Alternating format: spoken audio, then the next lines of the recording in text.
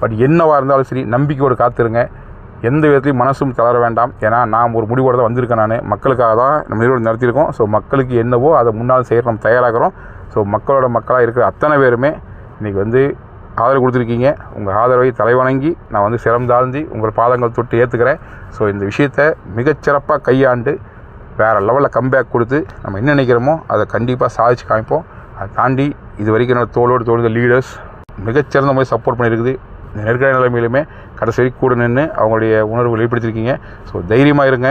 இது எல்லாமே தற்காலிகமானதான். யாரும் மனசு விட வேண்டாம். எதுவாக இருந்தாலும் திரும்ப முன்னை விட மிகச்சிறப்பாக வேறு லெவலில் செய்ய முடியுங்க நம்பிக்கையோடு தான் இந்த முடிவு எடுத்திருக்கேன். ஸோ அந்த நம்பிக்கை நிச்சயம் நிறைவேறும் அப்படின்னு சொல்கிறேன். தைரியமாக இருங்க. நல்ல ஒரு லட்சியம், வெல்லும் லட்சியம். விரைவில் மீண்டு வருவேன். அனைத்தையும் செய்து நாம் நினச்ச விஷயத்தை சாதித்து காட்டுவேன். காத்திருங்கள். நம்பிக்கையோடு ப்ரே பண்ணிக்கங்க. நன்றி, வணக்கம்.